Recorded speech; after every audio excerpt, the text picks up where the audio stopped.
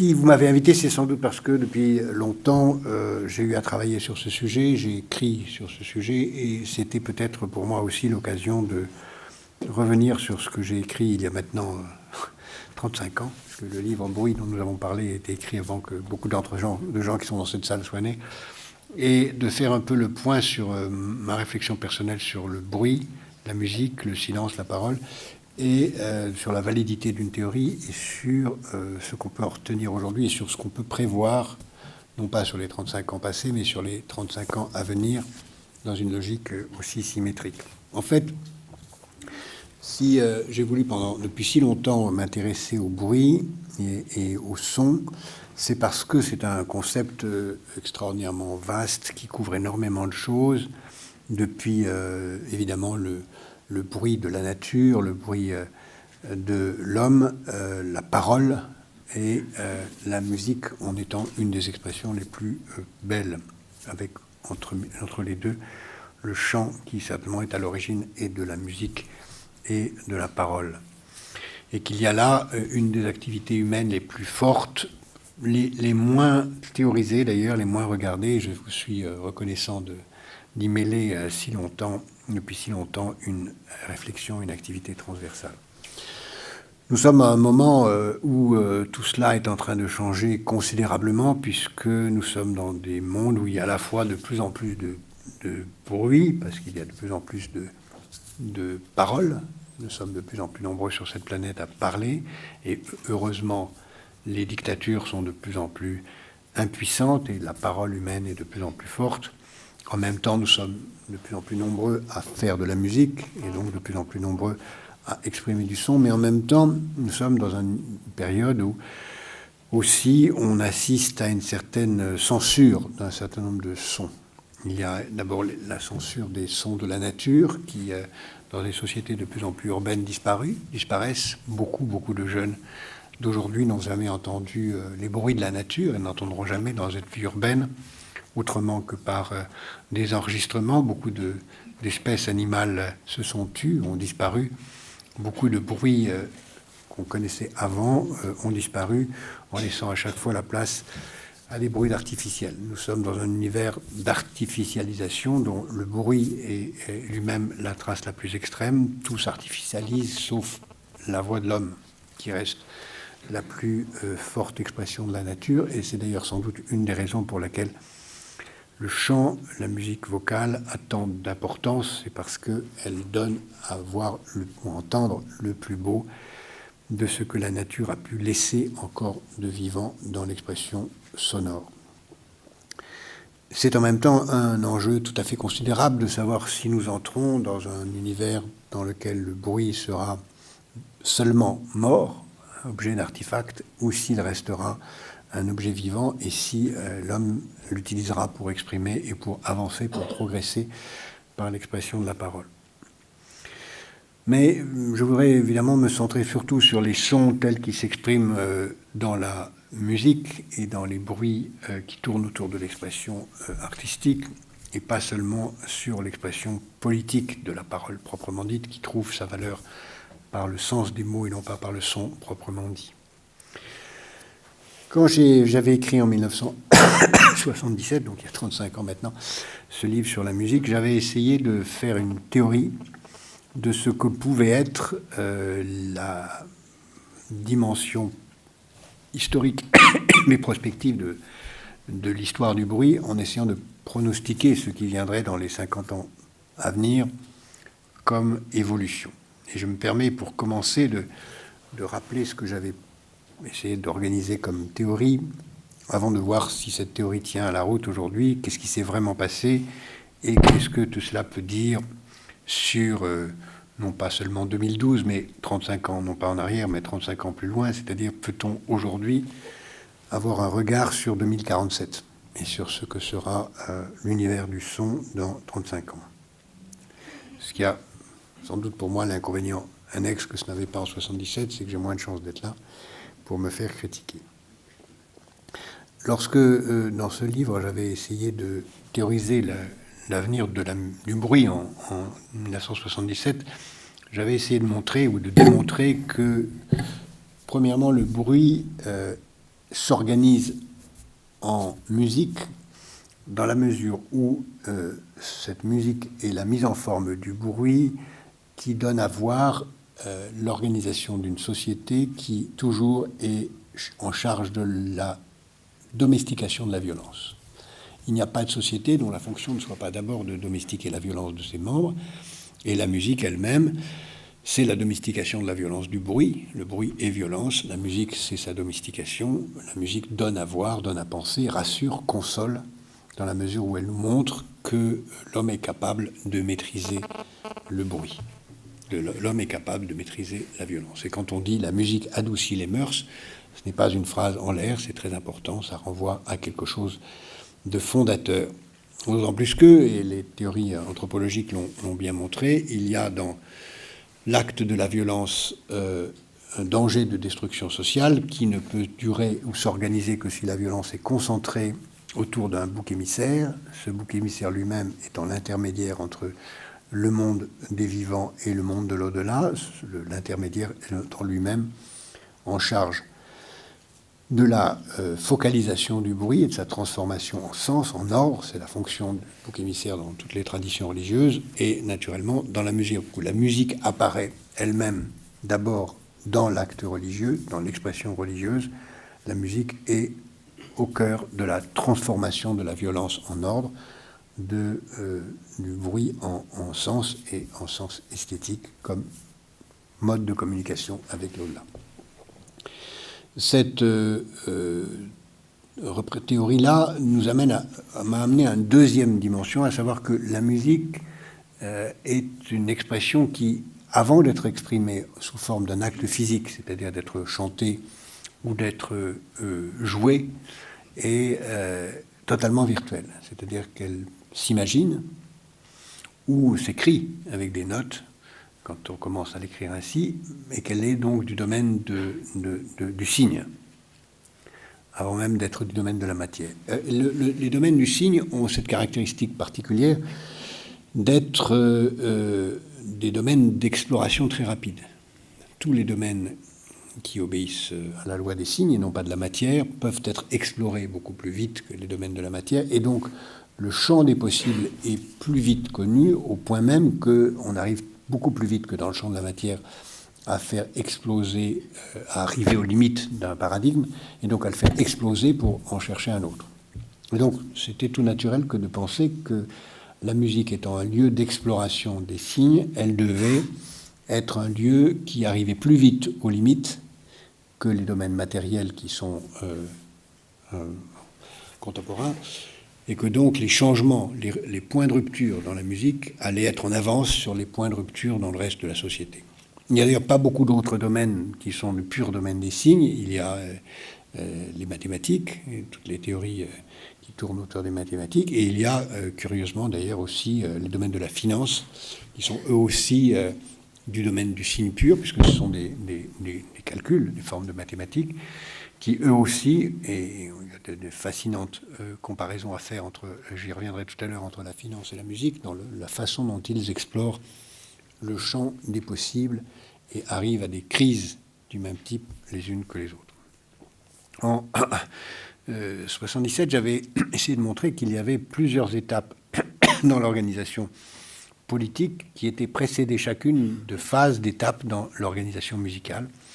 La première étant évidemment la phase du religieux et l'organisation de la musique autour du sacrifice et de la conception religieuse. La deuxième étant le moment où le musicien lui-même n'a plus suffisamment, ayant exploré le champ des possibles du religieux, au moment où le religieux commence lui-même à laisser la place à une autre forme de rapport au pouvoir, le musicien cherche une autre forme lui-même d'organisation et de survie matérielle, et commence à apparaître un rapport avec d'autres donneurs d'ordre de la musique, qui sont ceux qui lui achètent sa musique sous forme de concert.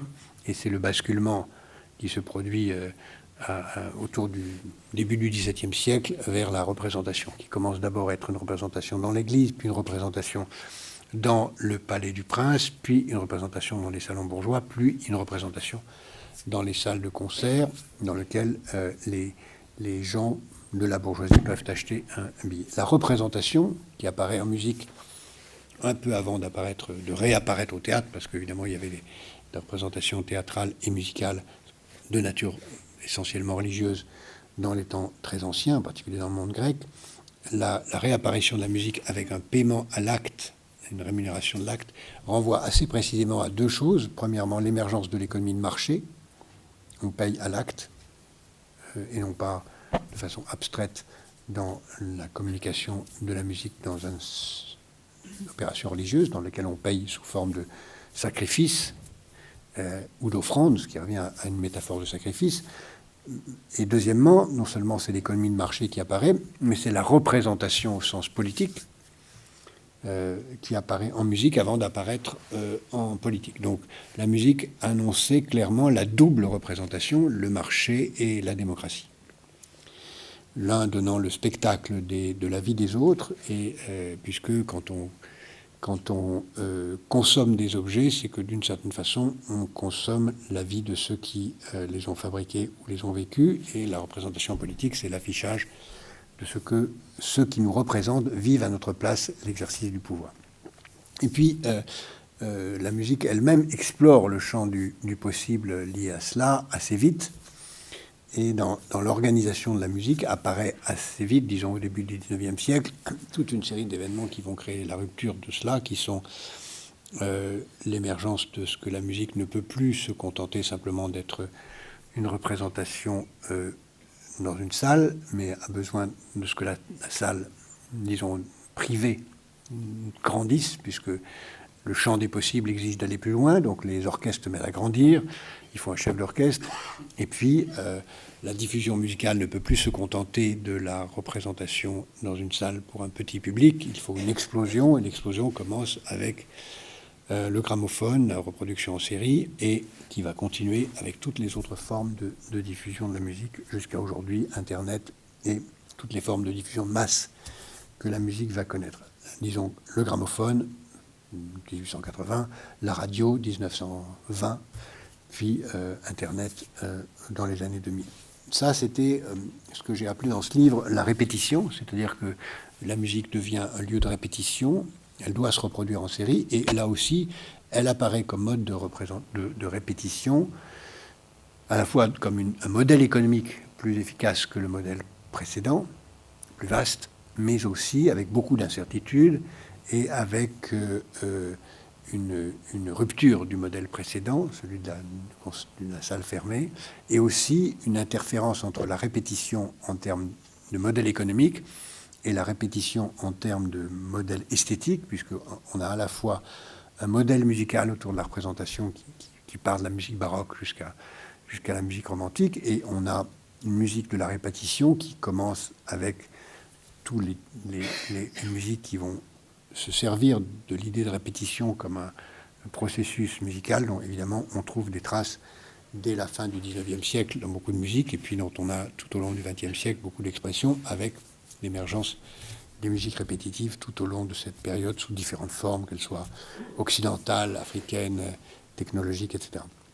Et avec toute une série de questions qui se posent très vite sur l'exploration de ce possible-là, qu'on voit apparaître avec le gramophone, production, avec d'abord le chef d'orchestre, l'orchestre qui se grandit, donc un chef d'orchestre, donc c'est la production en série, c'est le chef qui apparaît dans l'industrie, c'est le processus de la division du travail qui apparaît à ce moment-là en musique avant d'apparaître clairement dans l'industrie.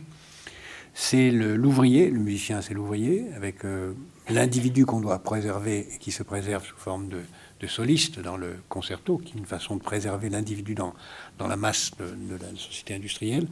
Et c'est évidemment ensuite la production en série que le gramophone rend possible et qui va se généraliser à d'autres objets produits en série un peu plus tard, qui seront l'automobile et tous les biens d'équipement. Mais le gramophone étant avant. Et puis la radio qui apparaît et qui, elle, repose une question fondamentale, c'est celle de la diffusion en série sous forme de mise à disposition d'un spectacle gratuit, qui pose aux musiciens toutes les questions fondamentales. Comment peut-on jouer gratuitement? Comment peut-on ne pas risquer de perdre toutes sortes de rémunérations si la radio vous le rend possible? Question qu'on a revue en croyant qu'elles étaient neuves. En tout cas, certains ont cru qu'elles étaient neuves avec Internet, alors qu'Internet, ça n'est rien d'autre qu'une répétition à l'échelle globale de la technologie de la radio. C'est exactement la même question, avec exactement les mêmes réponses. Impossibilité d'enfermer la musique dans un objet fermé. Je vais revenir sur les tentatives de le faire. D'ailleurs, les droits d'auteur sont apparus en musique, contrairement à ce qu'on dit trop souvent, avant d'apparaître sur les droits d'auteur littéraires. Donc là aussi, dans le contexte de la représentation, et en même temps, l'explosion dans la répétition, l'explosion de la gratuité, l'explosion du tout est possible, de tout ce mélange et de musical qui était là encore l'annonce d'une domination de la société par la répétition et la mise à disposition gratuite de l'ensemble de la musique, avec toutes les formes de musique accessibles, la globalisation par l'émergence d'abord de la musique africaine et curieusement pas de musique asiatique, je vais y revenir, la musique latino-américaine qui annonçait l'émergence d'une globalisation et de toute une série de questions qui se posaient alors au moment de la radio et qui annonçaient ce qui allait se produire au moment de la généralisation de la radio qu'on appelle Internet. À ce moment-là, pour moi, apparaissait l'évidence qu'il allait se passer quelque chose d'autre et qu'on ne pourrait pas se contenter d'aller uniquement dans ces modèles-là et qu'il allait se passer une évolution que j'ai appelée composition. C'est-à-dire que pour moi, à cette époque, je pense encore que l'étape d'après dans la musique, comme dans l'usage du son en général, ce n'est pas seulement le fait d'en entendre, c'est le fait d'en faire. Et que dans des sociétés de plus en plus individualistes, de plus en plus autonomes, de plus en plus libres, de plus en plus démocratiques, la volonté de plus en plus de chacun sera de s'exprimer, ce qu'on peut dire de façon positive par le désir de faire soi-même de la musique, ou de façon négative en disant que nos sociétés deviennent une juxtaposition de narcisses autistes et masturbatoires qui ne trouvent de plaisir que chacun pour soi sans écouter les autres.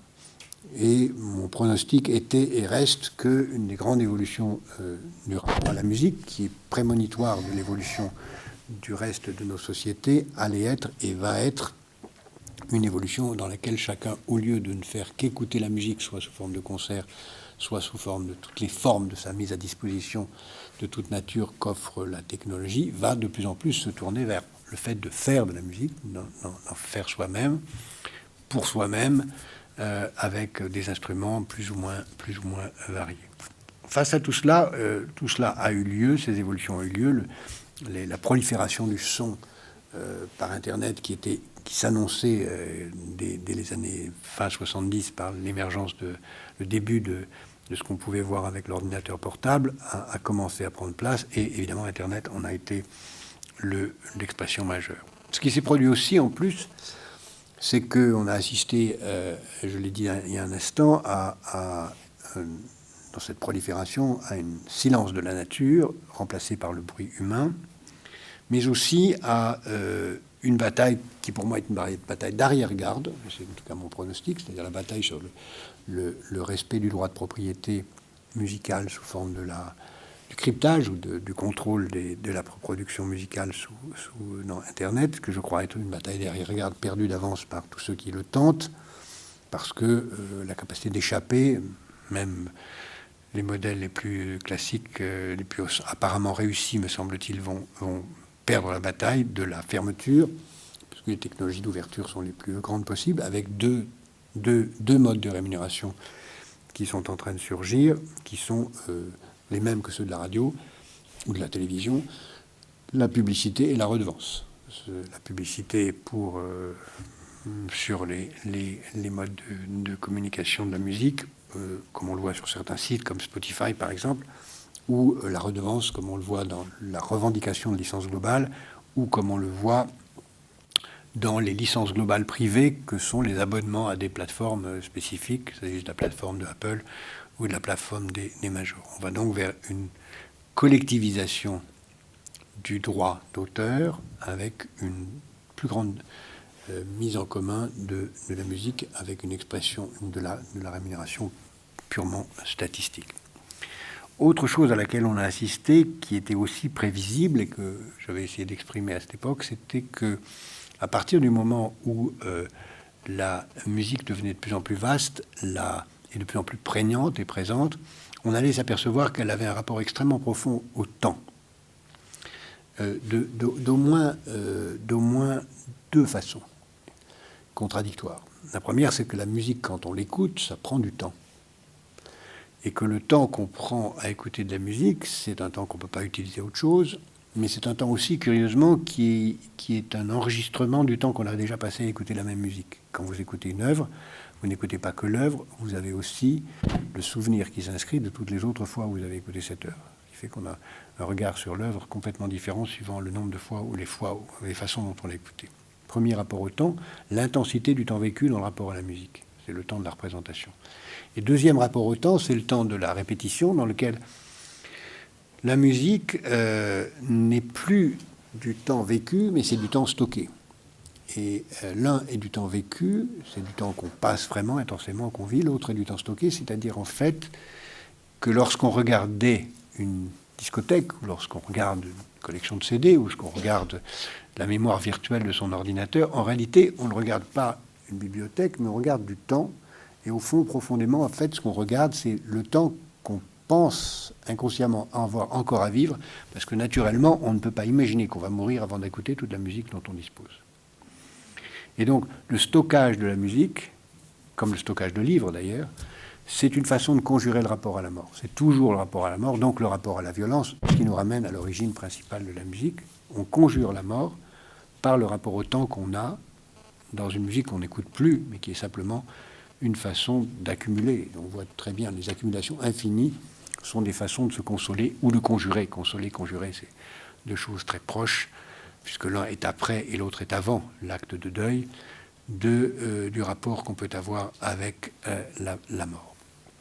Ce qui fait que, dans la mesure où cette conjuration par le stockage s'est traduite de plus en plus par des stockages de mort, on l'a vu d'ailleurs ultérieurement avec le stockage des armes porteurs de mort, avec le stockage de tous les objets possibles pour masquer la brièveté de la vie, avec l'intensité de la recherche de l'espérance de vie croissante. Devant ces absurdités-là, il y a un retour qui s'est fait progressivement vers la première forme de rapport au temps dans la musique, qui est le rapport au temps vécu.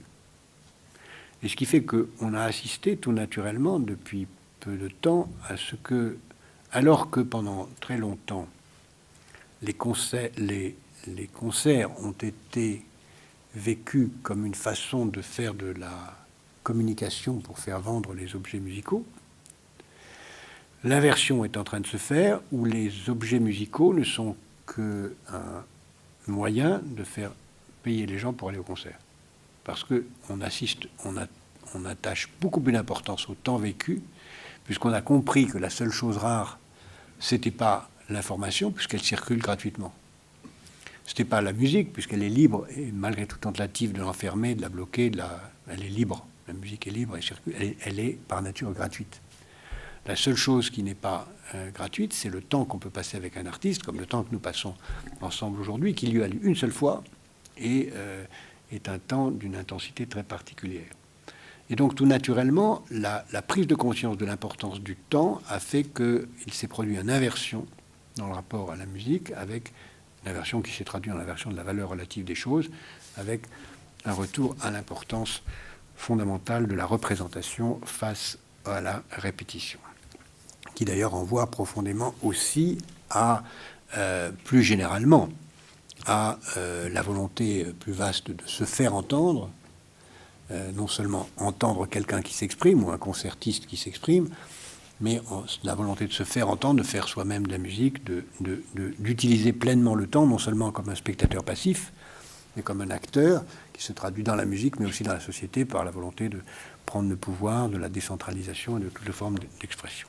Mais en même temps, cette prise de conscience de l'importance majeure du temps, qui est la seule chose rare, se heurte à quelque chose d'autre, qui est que la musique, dans son esthétique, semble avoir très vite exploré tout le champ des possibles une nouvelle fois. Et que donc, dans un univers de globalisation, dans un univers prolifération absolue, où toutes les musiques du monde sont disponibles, où toutes les mélodies possibles et imaginables ont peut-être été déjà écrites, où tout ce qui est possible d'entendre a déjà été dit, où tout ce qui pouvait s'exprimer a été tenté, parfois comme des impasses, comme la musique dite, la musique atonale, qui s'est révélée être une impasse d'une musique savante qui n'avait pas de source populaire et qui donc ne pouvait pas durer, puisque aucune musique ne dure si elle n'a pas une racine populaire. Tout le reste a été exploré, ou est en voie de l'être, puisque on connaît aujourd'hui à peu près tout, ou presque, des musiques du monde. Et qui donne d'ailleurs curieusement ce qu'on appelle aujourd'hui dans la rétrovision. C'est-à-dire que nous sommes, depuis une vingtaine d'années, en musique, et c'est très révélateur, là encore, que ça se passe en musique avant de se passer ailleurs, dans un moment où on a l'impression que tout patine. Plus rien de neuf n'apparaît.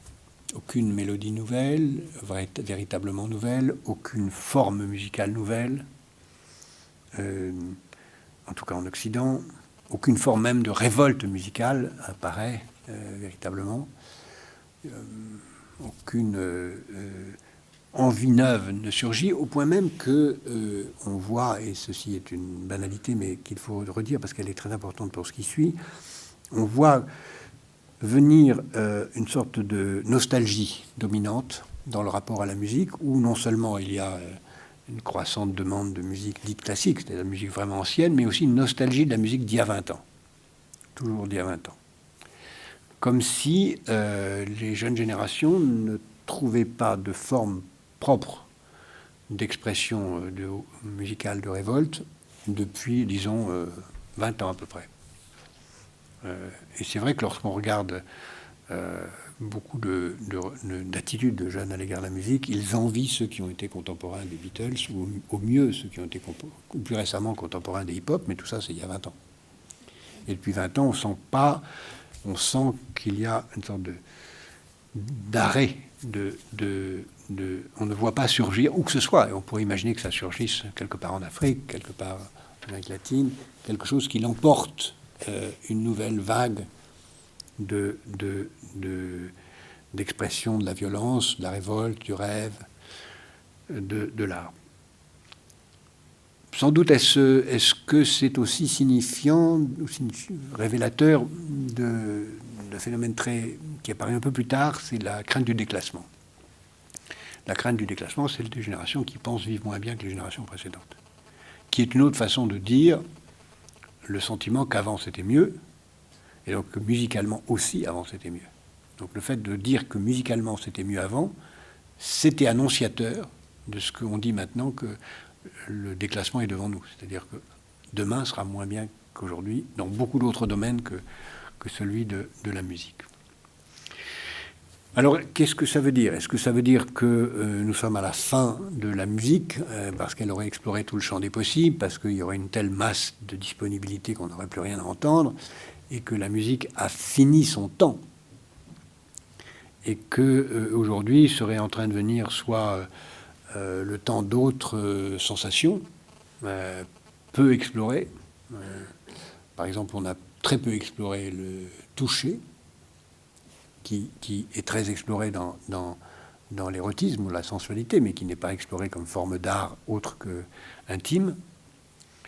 On a peu exploré l'odorat, qui est une sensation, un des 5 sens peu exploré dans l'expression artistique, même si aujourd'hui l'industrie du parfum en constitue une dynamique extraordinaire qui se développe considérablement. Mais il semblerait que le domaine du son arrive parce qu'il a été peut-être le premier, à une sorte de limite dans sa disponibilité. Et pour autant, je ne pense pas qu'on puisse dire ça. Qu'est-ce qu'on peut dire de ce que serait ou pourrait être la musique d'ici à 2047 ?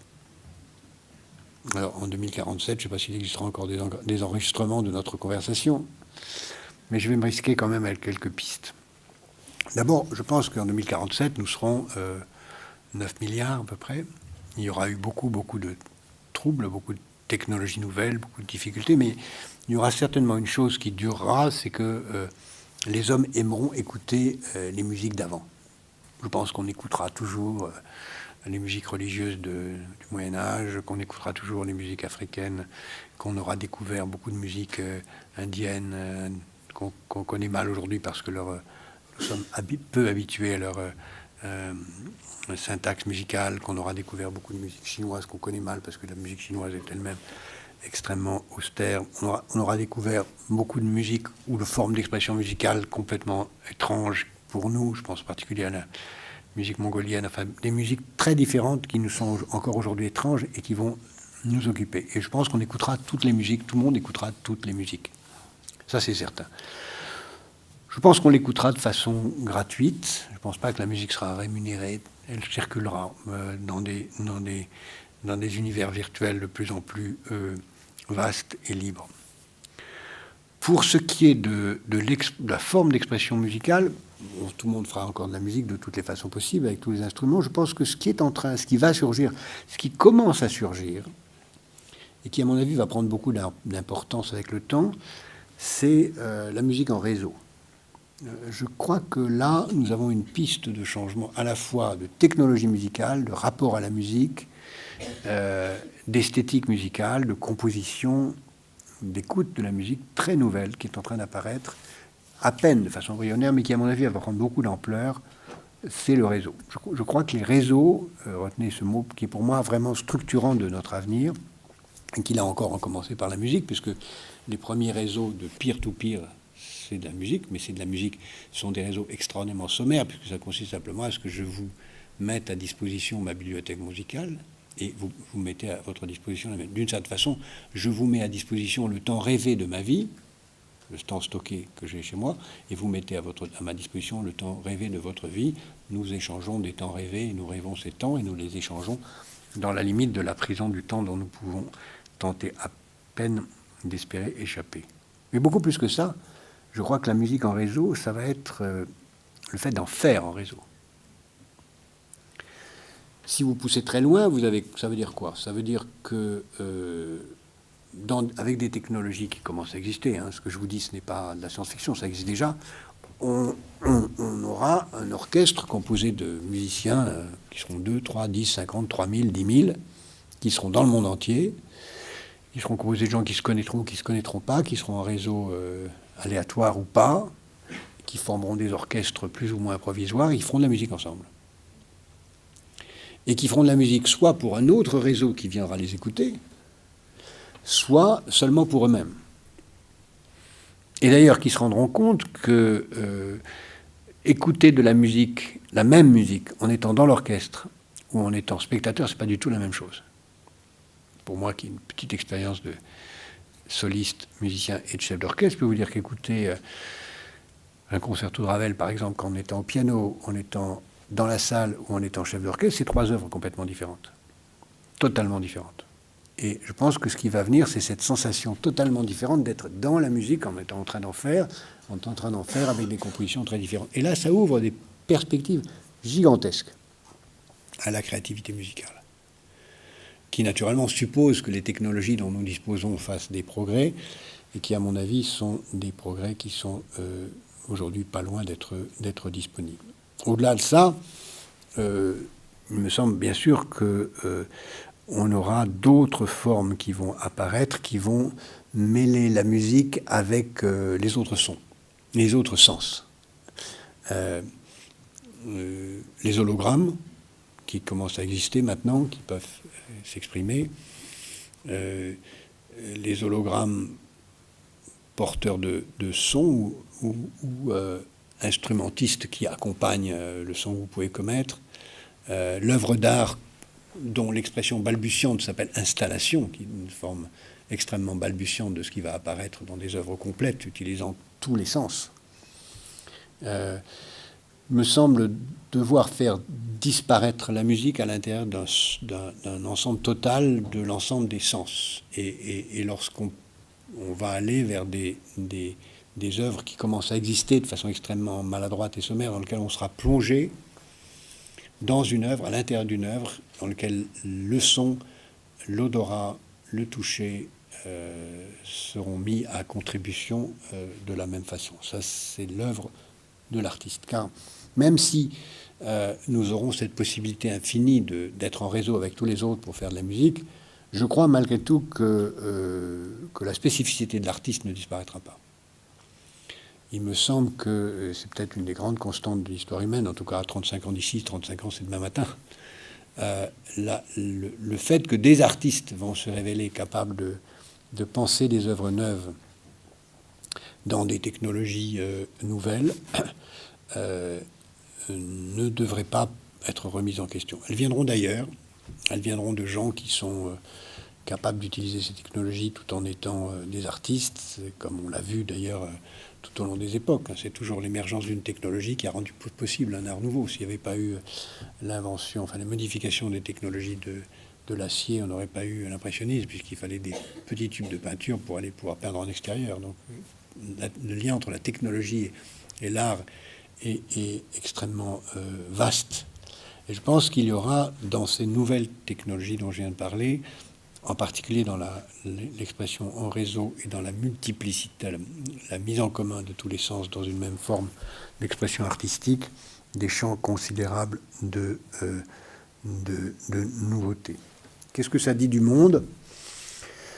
Ça dit du monde qu'il va encore longtemps être un lieu et c'est très bien ainsi, de chaos où se mêleront les mondes les plus anciens, le religieux, la représentation marchande, la gratuité absolue, mais aussi le combat principal entre l'autisme, le chacun pour soi, la musique qu'on fait pour soi-même, l'instrument qui ne sert qu'à faire pour soi de la musique, ou le réseau qui nous permettra de faire de la musique avec les autres pour la partager, et ça renvoie évidemment tous les débats qu'on peut avoir sur le monde. Et d'une certaine façon, ça nous renvoie aussi à ce qu'on voit sur l'ordre du monde. Il faut à la fois qu'il soit un moment d'organisation, mais aussi du désordre qui est la seule source de beauté. Je vous remercie.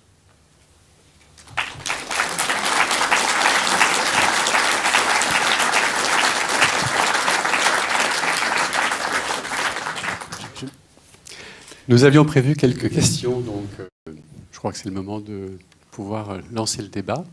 Bonsoir, je voudrais vous poser une question en forme de deux questions, puisque vous nous avez parlé de 2047.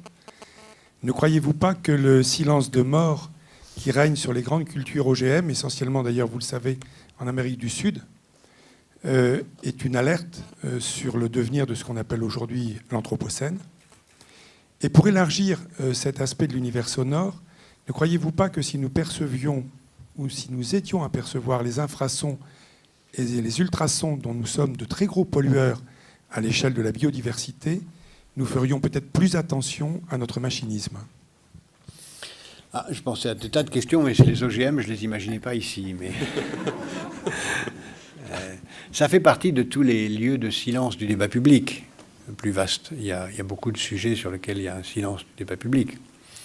Vous avez cité celui-là, je pourrais en citer 15 autres. Je pourrais vous dire, parler de la 4e piscine de Fukushima, qui aujourd'hui est certainement un des lieux de silence les plus effrayants de l'humanité, si on savait vraiment, si on osait savoir vraiment les dangers que nous courons en cas de séisme. Je serai au Japon dans 15 jours, donc j'en ai conscience particulièrement. Il y a des tâches aveugles de silence dans l'humanité, dans le sujet dont on ne parle pas. C'est pas parce qu'on est censuré, mais c'est parce qu'on n'a pas envie de savoir. Et que très collectivement, nous préférons vivre dans l'instant intensément que de savoir. Plus prosaïquement, ce qui se joue sur la dette publique, c'est aussi ça. On ne veut pas savoir. À l'égard d'un grand danger, on préfère se dire profitons de l'instant, on verra plus tard. Et pour les OGM, c'est en effet ça. C'est l'humanité de plus en plus, et la musique en est un révélateur extrême aussi, poussée à l'instantanéité, l'instant d'abord, l'instant maintenant, et à refuser tout ce qui est le long terme, on le voit bien d'ailleurs en musique, on l'a vu depuis très longtemps, le hit parade en était un révélateur très précis, puisque c'est par le hit parade que c'est apparu l'obsolescence des artistes, extrêmement rapide, organisée par la marchandise. Et il est vrai que dans un univers d'obsolescence accélérée, tous les sujets de long terme sont tabous. sauf lorsque il y a un vrai danger mortel, visible, apparent, présent, réel. C'est pour ça que s'il y avait, ce qu'il n'y a pas, sur les OGM, une menace concrète, visible, immédiate, ou sur les ultrasons, un lien qu'on n'a pas entre l'univers sonore, ultrasonore ou infrasonore, et la vie, alors il y aurait un vrai débat. Dès que la vie est en cause, dès que la mort est en cause, le débat devient très rapide, même parfois quand c'est relativement dérisoire comme nature de menace, ou très loin, ou très fantasmé, comme ce fut le cas avec la dernière épidémie de grippe aviaire, comme c'est le cas, me semble-t-il, mais je vais choquer des gens en disant ça, avec tout ce qui se joue sur les implants mammaires dans lesquels les risques sont très énigmatiques comparés aux risques extrêmement réels qui se trouvent aujourd'hui pour le milliard de gens qui ne vivent pas, ne mangent pas tous les soirs à leur faim. Mais malgré tout, dès qu'un sujet concerne une population pour laquelle la vie a du prix, parce que son espérance de vie est très longue, comme les sociétés occidentales, dès qu'un sujet concerne des populations à espérance de vie très longue, rapidement, tout de suite, le sujet devient actualité. Ce n'est pas le cas pour les deux sujets que vous avez évoqués. Tout à l'heure, vous nous avez dit qu'il n'y avait plus de nouvelle musique, mais il y a peut-être une nouvelle musique qui se cherche dans la fusion. Vous avez beaucoup de choses, l'électro-jazz, vous avez les musiques du monde qui se marient avec le jazz aussi, vous avez le classique qui se marie avec les variétés, les artistes qui se produisent. Donc il y a peut-être aussi une espèce de fusion. Je suis entièrement d'accord avec vous, c'est pour ça que quand j'ai parlé de rétrovision, d'ailleurs je citais un auteur, parce que c'est un écrivain britannique qui a inventé ce mot de rétrovision et qui en a fait un livre. Je pense comme vous qu'il y a dans le mélange encore beaucoup de perspectives de nouveau. C'est pour ça que je disais tout à l'heure que la mise en réseau va faire surgir beaucoup de choses nouvelles. Il y a encore beaucoup de musiques qui ne se sont pas mélangées. On le voit partout. Mais ces musiques qui ne se sont pas mélangées ne sont pas encore vraiment mélangées. Donc il y a une perspective assez forte dans laquelle on peut attendre des choses intéressantes. Mais là encore, ce sont plus par des mélanges que par des choses véritablement neuves. Parce que la musique a quand même une caractéristique particulière que je n'ai pas dite au début, mais qui est fondamentale, c'est qu'elle obéit à des lois sonores qui sont liées au corps, qui sont beaucoup plus contraignantes que les lois sur l'odorat ou sur le toucher, ou pour la vision. Même si l'œil obéit aussi à des lois, elles sont beaucoup plus libres que les lois sur la musique. Et donc, le champ des possibles musicaux est quand même beaucoup plus restreint que le champ des possibles des autres sens. Mais je suis d'accord avec vous, il y a encore des métissages extraordinairement créateurs possibles. Vous avez esquissé des rapports entre la musique et les finances, la musique et le marché. Comment vous voyez le rôle de la musique par rapport au contexte de crise économique et financière et le lien ? D'abord, la musique fournit il y a beaucoup de choses à dire là-dessus, mais la musique d'abord fournit un dérivatif. Et donc, dans toutes les périodes de crise, le spectacle explose. Deuxièmement, la musique est en elle-même à coût décroissant, très, très bas. Elle est vraiment un lieu d'occupation du temps de plus en plus importante. On l'a constaté dans toute période de crise et encore aujourd'hui. Troisièmement, la musique nous explique assez bien que il y a des risques de fermeture nationale, de protectionnisme. Ce qu'on a constaté à la fin du XVIIIe siècle, quand il y a eu une grande crise, on a commencé par une fermeture nationale musicale avant de partir dans les nationalismes. Et donc il y a un risque nationaliste que la musique nous annonce. Et enfin, je dirais que, comme j'ai dit tout à l'heure, qu'il y a un parallèle à faire entre la musique et la finance. La finance explore le champ des possibles. La finance utilise les technologies Internet, comme la musique. La finance donne aussi des revenus tout à fait particuliers et disproportionnés à des gens qui ne méritent pas, comme parfois c'est le cas dans la musique. Et en même temps, elle prolifère dans des conditions qui déséquilibrent tout le système de la réalité, comme c'est aussi le cas dans la musique. Mais la musique a cet avantage sur la finance, c'est que la musique est un art en soi qui n'embraye pas sur le réel, et qui donc n'a pas de conséquences dans la vie réelle de l'économie, ce qui n'est pas le cas de la finance. Donc la finance est beaucoup plus dangereuse que la musique dans la forme d'expression de l'explosion du possible. Donc ce que la musique nous annonce, c'est certainement que nous avons aujourd'hui une potentialité de développement technologique dans le domaine de la finance qui sont loin d'être terminées, et qu'il y a encore des potentialités d'explosion de l'accaparement de la valeur par la finance au détriment de la réalité, dont la musique nous annonce par le biais des réseaux dont j'ai parlé tout à l'heure, bien des potentialités que la finance peut utiliser. Ce que j'ai dit tout à l'heure sur les réseaux, si la finance l'utilise, par exemple sous forme d'utilisation des technologies de spéculation en les mettant en réseau, on a des potentialités de bulles spéculatives sans commune mesure avec celles qui existent aujourd'hui. J'espère que votre prospective de la gratuité de la musique sera libre et nous permettra quand même aux gens, nous, de l'audio professionnel, de pouvoir continuer à vivre, parce que pour l'instant, c'est vrai que c'est quand même un problème. On n'a pas encore trouvé un modèle économique pour pouvoir rémunérer les auteurs. Je pense que tout le monde en parle beaucoup. Si je peux me permettre, madame, de vous contredire, je ne suis pas d'accord. Je vais terminer sur ce point. Parce qu'en réalité, je disais tout à l'heure que la musique, c'est déjà connu par la radio. Quand la radio est apparue en 1920, les musiciens ont dit « Oh là, c'est affreux, on va jamais aller jouer à la radio parce que les gens vont plus aller à nos concerts ou acheter nos disques. » Naturellement, c'est le contraire qui s'est passé. Et quand une chanson passe à la radio, il y a des modes de rémunération qui permettent de savoir qu'elle est passée et de rémunérer celui qui l'a écrite.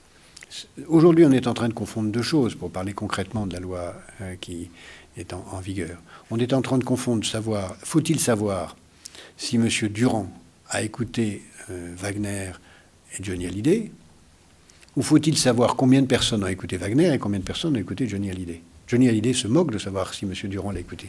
Johnny Hallyday s'occupe seulement de savoir combien de personnes l'ont écouté. Et la loi Adopi et toutes les techniques de cryptage aujourd'hui ont renversé la logique de façon politiquement dictatoriale. En réalité, toutes les technologies permettraient, et c'est ce qui se passe aujourd'hui déjà avec la musique, à la radio ou à la musique à la télévision, on peut très bien la donner gratuitement et pour autant rémunérer les artistes, simplement en sachant combien de personnes l'ont écouté. C'est tout. Et à condition d'avoir une mode de rémunération une mode de recette qui peut venir soit de la redevance, la redevance de la télévision, c'est la licence globale, c'est exactement la même chose que la licence globale, ou la publicité, qui est une autre forme. On a le choix entre le troisième mode, qui est le mode de rémunération à l'acte, est extrêmement dangereux parce qu'il fait entrer la musique comme annonciateur d'un ordre totalitaire où chacun est surveillé pour chacune de ses actes, la musique étant innocente. Mais si on vous surveille pour la musique, on vous surveillera pour tout le reste. C'est une façon innocente de faire entrer dans l'univers dictatorial de la technologie, alors que ce n'est pas nécessaire pour rémunérer les artistes. Ça n'est pas nécessaire pour rémunérer les artistes. Merci beaucoup.